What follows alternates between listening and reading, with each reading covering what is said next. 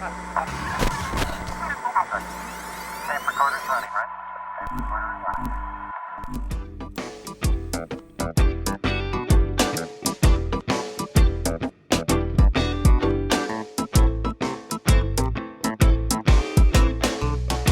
Hey, Nancy. Hey, Brett. How you doing? I'm good. How about yourself? Doing pretty good. You were talking about the change in weather. You're up in Maine. Yeah, really enjoying. I think we're technically either at or just getting past peak leaf peeping season. So it's hard to Missed say. it again. It's all red and gold and orange and with a healthy mix of green thrown in there. So it's beautiful outside. We're finally in the 70s and 80s in Texas, but it's not Halloween yet, so I'm sure we'll get back up to the 90s before. Yeah, we've already had a couple of small freezes. So Wow. I miss New England. All right. I'm Brett Starr. I'm the CEO and founder of the Starr Conspiracy, and I'm joined today by Nancy Crabb. and I am Director of Creative Services at the Starr Conspiracy. It's nice to be talking to you today. And we are talking about all things customer experience. And just to, kind of put that in perspective, we're going to be having lots of conversations about different aspects of customer experience over the next several years, probably. But, we believe strongly that the marketing game has changed significantly in tech. And it's really no longer a marketing game. It's a customer experience game. But that folks have been slow to adopt customer experience oriented initiatives, largely because it's not well understood. So there's a lack of a clear definition of what customer experience is. There's a lack of holistic frameworks for how to approach customer experience. And there's a lack of models for if you have a framework, like what do you actually do to create a great customer experience and what is it? And we've been very focused on, kind of a holistic view of marketing and customer experience for many years. We believe that you can't create brand in a vacuum. You can't create marketing in a vacuum. It's all related to sales and product and customer success. And so we talk about a bunch of different, topics in customer experience. And Nancy, you've been reaching out to me for a few weeks now, saying you've got a great story to tell about customer experience. I'm dying. I got to hear it. What happened? I do. So, and it really brings together that whole idea that you were just talking about, right? It's not just one thing. So we think about how brand experience and sales and product and all of those things come together, all those little touch points along the way. We had some family in town. And so, what do you do when your family comes to Maine for the first time in the fall?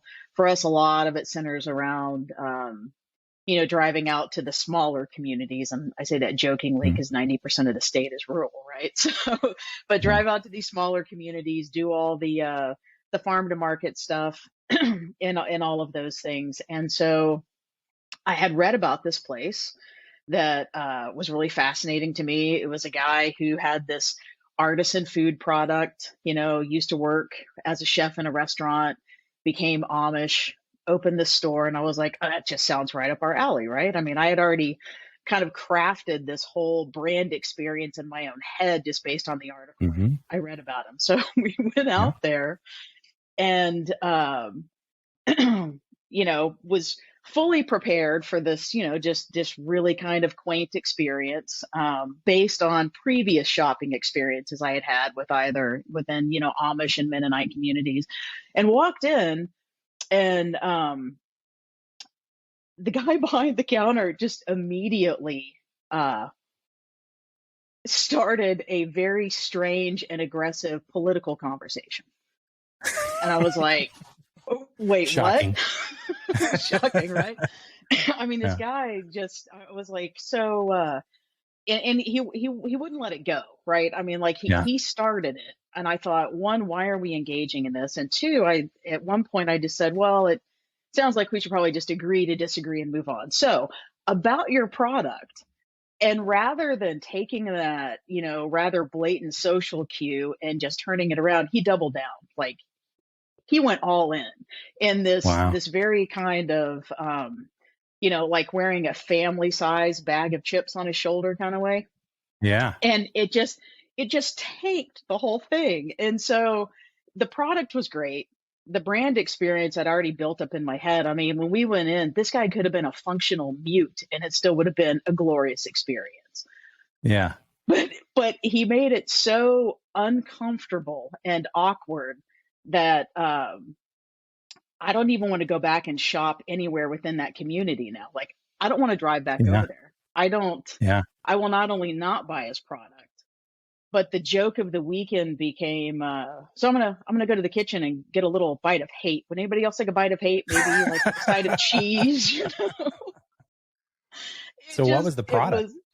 The product, it was sausage. Mm-hmm. And like I say, the product was really good, but Yeah. it is so But not you worth didn't buy that any. kind of. No, well, we Oh, so you bought did. we bought a little bit, and that also became Yeah. a point of contention all weekend. There Yeah. were four of us, and half of us were like, it's okay. Everybody comes from a different perspective. You don't have to be unfriendly about it. And Right. the other half going, why the hell would you spend money with this guy? No, I'm not going to eat that little bite of hate. I mean, Yeah. Oh, I gotcha. So that's why you were talking about like, I'm going to go in the kitchen and have a little bite of hate. yeah, get a little bite of hate, get a little slice of cheese on top, maybe. That is a great story. I go ahead. Yeah, but it just made me really think about, it doesn't matter how much effort you put into all the pre-sales, right? The marketing's great. Yeah. The stories people write about you are great. Maybe Yeah. like in our case, we have a fantastic looking website that's great. Yeah. And your product can be fantastic. But if you can't just interact on a very human level and not be a jerk, Yeah. kind of what's the point? Well, there's so much to unpack there. What a great story. But let's walk through the steps because I want to make sure that I really understand it because sausage is software. There's the jokes like people want to know how the sausage is made. There was literally like, someone making sausage, right? And you're never going to buy this product again, right? No, I'm never going back. Okay. So I would make the argument that, and I know you're probably going to disagree with me, but just from a CX philosophy perspective, he really didn't do anything wrong except that his brand and marketing experience was out of sync with his. It sounds like he has some very strongly held beliefs, right? Yes, and that his strongly held nothing wrong with that. And that his strongly held beliefs are not being communicated from a brand perspective and a marketing perspective. Right. And so you've got all kinds of people coming in who, want to buy sausage. And, some people are going to align with his political beliefs and others are not. But since that's obviously such an important part of his whole approach to life, if that information had been, delivered in a provocative way from a brand and marketing perspective, more people would know what they're getting into, and there wouldn't be breaks in continuity in that experience, right? Yeah, and just so rename I just Angry Amish, Angry Amish agriculture, like that. That should be the brand name. I've got a lot of questions, but so let's kind of walk through. So our CX model, pretty straightforward, right? And here's one of the first points I'd make about this. We view customer experience as a merry-go-round, not a slide, right? It's not a funnel. It's not a linear process. You could have, could be a had that sausage. Slide, I guess. Yeah. It could be a twirly slide, but people get on and get off in different areas. It's not always being exposed to a brand, getting marketing, going through a sales process, getting into the product, and then, having experience with customer success. You could have gone over to a friend's house and had the sausage and experienced the product experience before you ever, experienced the brand or the marketing or whatever. And in this case, it sounds like there really was not a marketing experience that you engaged in. You went straight from brand into the sales experience, right? Yes. And so this is kind of one of our points about customer experience is that everyone wants to map out the customer experience as if it's linear and always starts with brand and then goes to marketing and then goes to sales and then goes to product and then goes to customer success. But the reality is, you can get on and get off, in a very chaotic and random way, right? So, and that, the issues that cause people to have a bad customer experience are caused by breaks in continuity between those subdomains of customer experience. And this is a textbook case of a break in continuity, right? Your brand experience is very different than the sales experience, right? And so a lot of people ask, well, where does the continuity come from in customer experience? And it comes from a customer experience vision. And it's based on a simple but complex process of saying, what kind of experience do we want to create for people? How do we want to make them feel? And then investing that in each, pillar or subdomain of customer experience. So this person obviously has a strong, set of attitudes, behaviors, and beliefs, right? That probably could and should flow over into all aspects of the customer experience. You had a brand experience first, right? So how did you find out about angry Amish sausage? I read an article. I forget where it was. And then I think I looked, so I did some Googling around and found another little write-up. And, and obviously, the write-ups were more from a quality of product standpoint, right? Yeah. Mm-hmm. And a little bit of his backstory, which I thought was really fascinating. And I think if he had just let it go when I said, well, how about we just agree to disagree and move on, and hey, let's talk about your product, probably could have turned things around in terms of overall experience. But the doubling down, like, okay, I get it. Yeah. You have an ideal customer profile. Yeah. And it involves being, like a xenophobic carnivore with anger management issues and very low acceptance of social cues, right? So I'm not your ideal customer profile. Well, yeah. So let's, pause there for a moment and say, look, I don't think anyone's under any illusions that this gentleman has thought through his customer experience vision or mapped, the customer experience that he wants to create. But you create a customer experience whether you're aware of it or not. And that experience is created by all these moments that you share in, different subdomains of customer experience. And the only question is whether they're aligned and whether you choose as in our case, a work tech vendor or technology vendor to take control of that experience and to decide on the type of experience that you want to create and deliver it consistently through, all of the subdomains of the customer experience. So despite all that, it's really clear that whether you want to acknowledge that there's a customer experience framework or not, whether customer experience is a real thing, whether you put any thought into it, it actually happens all the time. Yes, and so you had a brand experience that was focused on the quality of the product. Did you go to the website before you went out and visited? No, he didn't have a website. It is an Amish community. Okay. Which was the other kind of disconnect with, ooh, why are you so angry? It just seems it sounds like you're watching a lot of TV. It did occur to me with some of the things he said. It was like, it sounds like you're watching cable news. Yeah. But you don't have a TV. So. Yeah. Right. So you had a brand experience, but you never had a marketing experience, right? You never signed up for a newsletter. So, that's another great example of it not being a linear thing. You went straight from brand. Yeah. No marketing experience. And even if you had gone to the website and stuff like that, that's still part of the brand expression. If there was a website, right, it would still be part of the brand experience.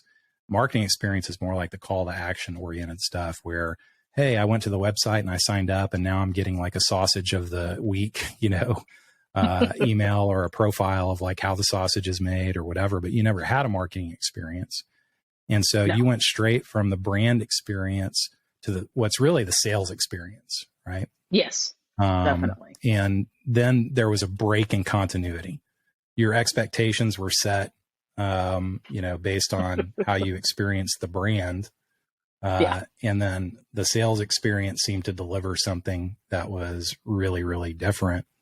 Had you known that in the brand experience, you may have chosen not to go out there in the first place, right?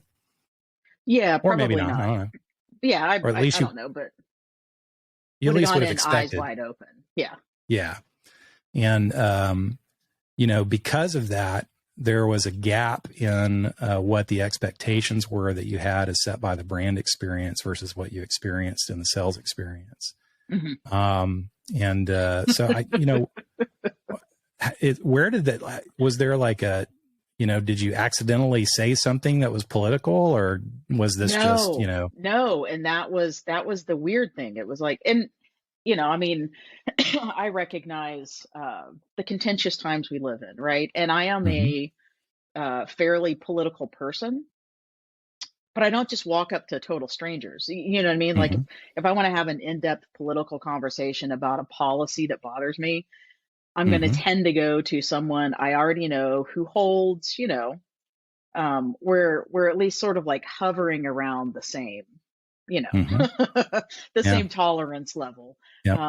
Because I'm not looking to argue with somebody. Like I don't I don't need that kind of experience in my life. And so it just yeah, it was just it was so weird and felt so out of bounds. And I recognize too that, when we're talking about brand experience, I had certain expectations that were also set up just based on the category, I guess, in Yeah. my own brain, I slotted his business into.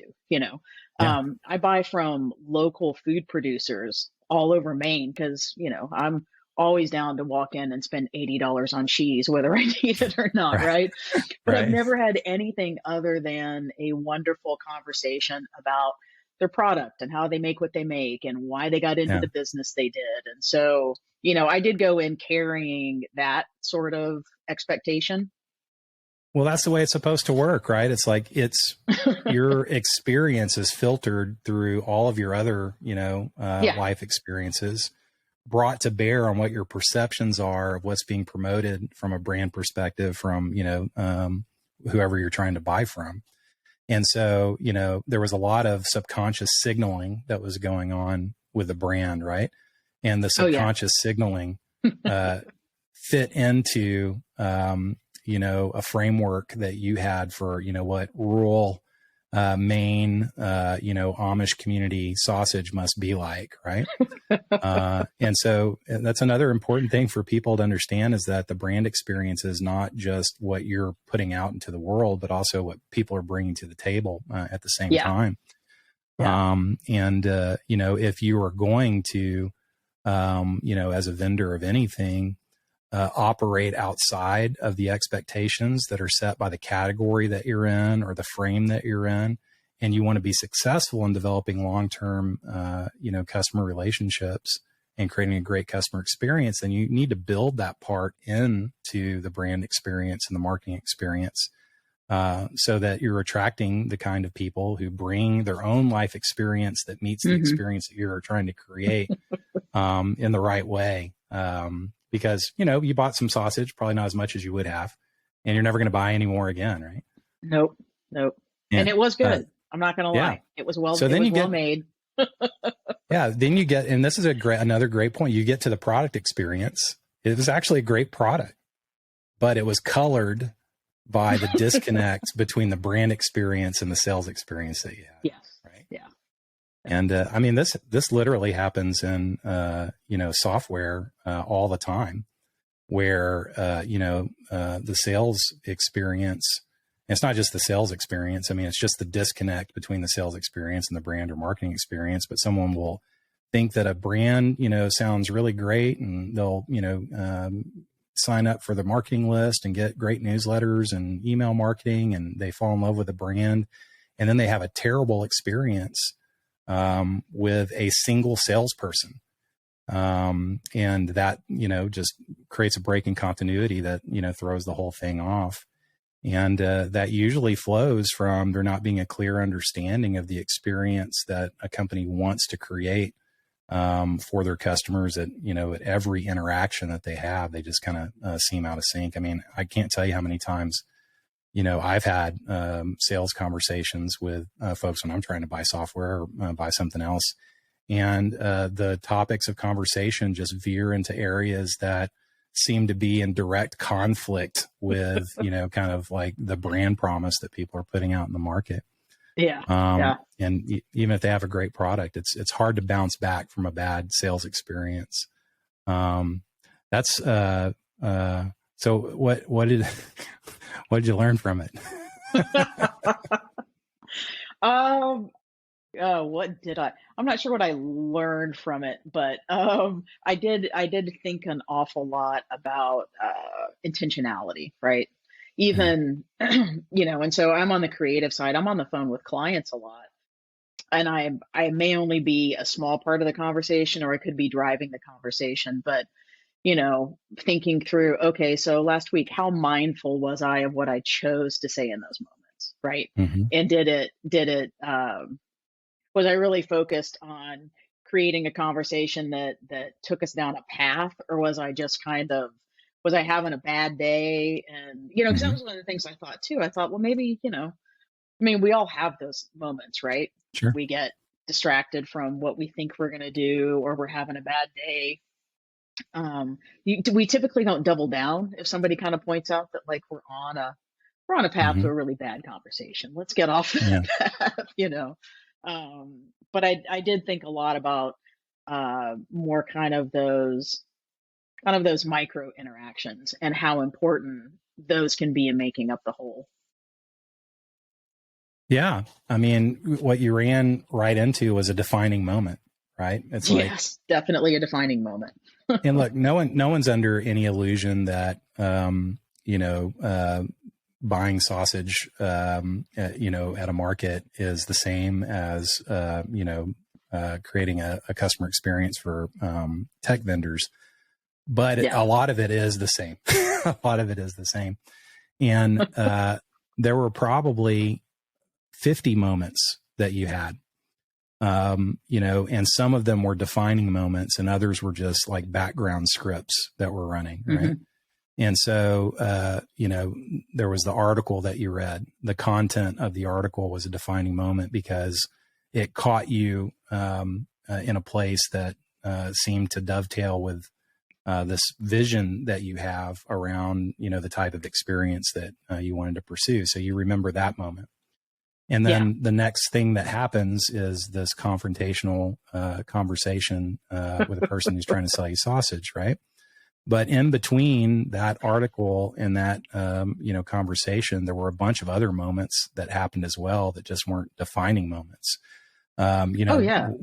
Walking into the shop and, what was in there and who was in there and, what was on the wall and, all that stuff. And a lot of that stuff just kind of blends into the background when you're like hit smack in the face with a defining moment, especially when it's an all-time low, as opposed to an all-time high, And so there are a lot of, commonalities in just the overall execution of customer experience and customer experience vision. Man, I'm really sorry that happened to you. It was kind of funny, but and it's something that it just kind of became a joke. And so, but part of that too, and you're at all the little moments of loading people into the car, people who came to visit that you care a great deal about. You want to create a shared memory with them. The drive was beautiful. He had these fabulous dogs, and then it's like a record scratch. Yeah. Yeah. I mean, it's jarring. And, I think it is, not to push the point too far, but I think it is, illustrative of what's happening out in the tech world all the time. It's that, people are, creating expectations for experiences that, That end up, don't match. that just don't match with like who the company really is. I mean, I've got a million stories that are sausage stories that, happen in the tech community. Well, that, I'm glad you saved that one. that was a good one. That was a good one. Yeah. It was pretty fun. Yeah. I have a very similar, kind of, just pattern that I recognize, because the break between brand and sales, which you experienced here. That's a very, almost archetypal break in the customer experience. One that I've run into a lot recently, and once you see it, you just kind of start seeing it over and over and over again, is I was having a conversation with a CEO the other day and asking how everything was going. And he said, man, we just launched a new brand. The brand's awesome. It's amazing. Marketing's killing it. They're driving, all kinds of leads. They're hitting their MQL goals. They're hitting their SQL goals. Sales is having a really hard time. We just can't get the right sales model. We just can't get the right people in sales. The product is great. But customer success, we can't keep anyone in the customer success role because they're, spending all their time having really tough conversations with our customers. And I was like, well, what are you gonna do about it?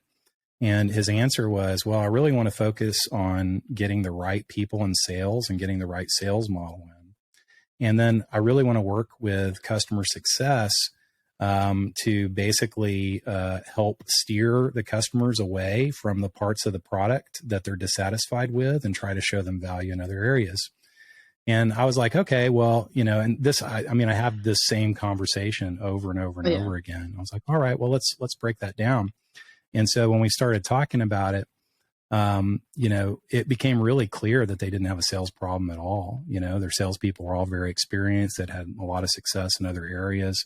The problem was that what was perceived as the very successful brand experience and the very successful marketing experience was actually generating interest from people with a wildly different expectation than what the product could deliver. And so brand had really positioned up, it's like, this is the answer to all of your people issues. It was really like, high level brand. The product in and of itself delivers a few modules, within the realm of work tech, but it doesn't meet the promise that was made by the brand. And then the marketing experience was really focused on inbound marketing, kind of keyword focused. And a lot of the keywords were also pulling in folks who were interested in this much higher value proposition than what the product could actually deliver on. And so how that works. This is almost every company that we talk to, right? And so basically what was happening is that salespeople were caught in the middle between what brand and marketing were promising and what the product could actually deliver. But they have to hit their numbers. And so you can only go for a couple of months of not hitting your numbers by actually showing the product and everything before you figure out, as a talented salesperson, how to start changing your pitch and changing, everything so that you can actually close customers. Well, so when they closed customers, they were throwing customers over the fence who had this expectation that was set in the set. And now the brand marketing and sales experiences, they were throwing them over the fence to customer success. And from day one, it was like an oh shit experience for like half the customers. They were like, hold on, this isn't what I bought. This looks really different. And so the customer success team was really a triage function. They were spending all of their time with unhappy customers and spending none of their time with the super happy customers that were, came in because they wanted to buy this little part of the product or that little part of the product, and they were ecstatic. But they didn't have any time to spend with them to grow the relationship with them. So what appeared to be, like a customer success issue in isolation and a sales success issue in isolation was actually just caused by a disconnect between the brand and marketing experience and, the product experience. And that always puts sales in the middle, and it always leaves customer success left holding the bag. Over and over. Yeah. So when you're working on you're mostly in brand experience. You do a lot of work in marketing experience as well. But when you're working with a company who basically, as we go through this process, we do all this research, we talk to stakeholders, we do primary research, we do surveys, we do focus group, we do all that stuff, right? And so we get all this, these multiple views from different people, how the market views their brand or their product, how the employees view it. And then there's always how the executives view it, right? And, what do you do in a situation where, there's a company that clearly has a vision that is out of sync with what they're actually delivering? like I'll give you an example. I was once brought in to a company, and Sparing, it was about $100 million recognition company, very conservative.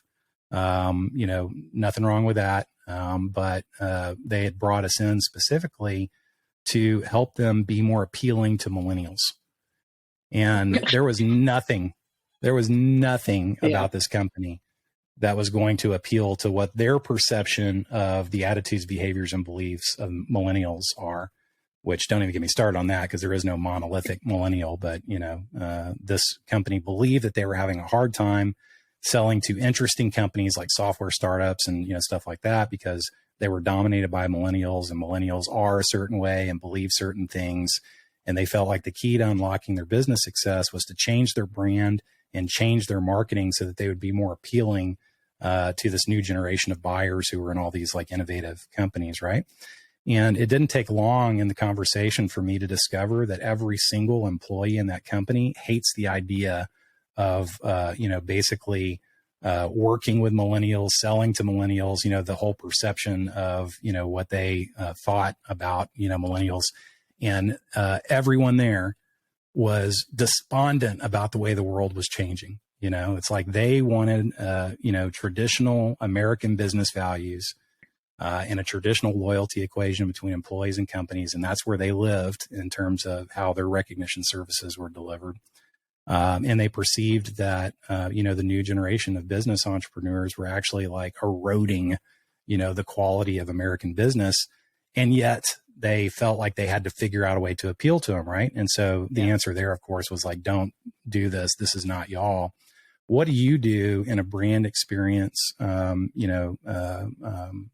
scenario where what someone is asking for from a brand perspective is clearly out of alignment with, kind of other parts of their business, their just whole, set of attitudes, behaviors, and beliefs, maybe what the product does? How do you approach that situation? We approach it as directly as possible. I mean, that's the thing that we see on the brand side is there is often a disconnect between who people, they say, well, we are this kind of company, but then the decisions they make, either in terms of how they market themselves or they further develop their product or things like that, like they're not using the same strategy across all of those pillars of their customer experience. And so, to me, the first thing you have to do is just have a direct conversation and ask questions and explain okay, we hear you say this is what you want. Do you understand what the outcome of choosing this will be? And as much as you can get them to talk about and understand how everything needs to loop back to a common strategy, sometimes it's successful, sometimes it's not. I typically will approach things like I'll push back 3 times, the first time, like really directly, second time, maybe it's a little more nuanced. And then the third time it's like, okay, like, please understand if you do this, here's what you will create. And then at that point, if they're, people make the choices that they want to make or that they think are right or that they think protect their job in the end. But it doesn't, I don't think it has to be an awkward conversation with a client, but you do have to be keenly aware of kind of where those, what are the areas that if you step into them, people will immediately feel threatened or feel offended, and navigate those as best you can. Yeah. I mean, I've had a lot of conversations with, clients over the year who said the best thing that the Star Conspiracy did for us was give us permission to be who we really are. And that, that's nice and it makes everyone feel good, but it's fundamentally important to, a healthy customer experience, because if you're not promoting your brand and your marketing experience in a way that's true to what you really believe and who you are, it can actually sink a business. Like a rebrand can sink a business if it's out of sync with, the rest of the experiences that people have. And, I don't know if you think there's a growing awareness around this, but, our definition of customer experience is really simple. It's the perception that people have about the quality of time they spend with your company. That's it. And, across any interaction, right? It's just like, was that good? Was it bad? Did I get value? Did I not get value? And there's these defining moments that tend to have an outsized, impact on people's perception of that value and, that experience. But, people are having customer experiences, whether you've designed them or not. And those are experiences with the people in your company, with the places of your company, like walking into your office or, a physical like trade show booth, or, it's the interaction they have with your advertising, the stories that people tell about you. I mean, there's all these different moments that people have interacting with your brand, your company, all these physical manifestations, non-physical manifestations. But I don't think that people realize that often the first time that someone is interacting with people in your company is in the sales experience. And if they've interacted with your brand and they've interacted with your marketing experience, they still haven't met anyone. And the sales experience often is the first time that people are actually interacting with the people in your company. And so if your brand and your marketing experience is not aligned with the culture or the attitudes, behaviors, and beliefs, or the passion or vision of the people inside the organization, that's when everything grinds to a halt. And no pun intended, because going back to the sausage story, that's exactly what happened. It's like you were having a great experience up until the point you actually met somebody. Yeah. It was like, yeah, very true.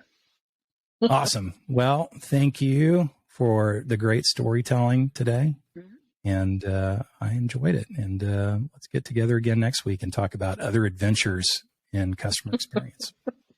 That sounds good to me. All right, bye, Nancy.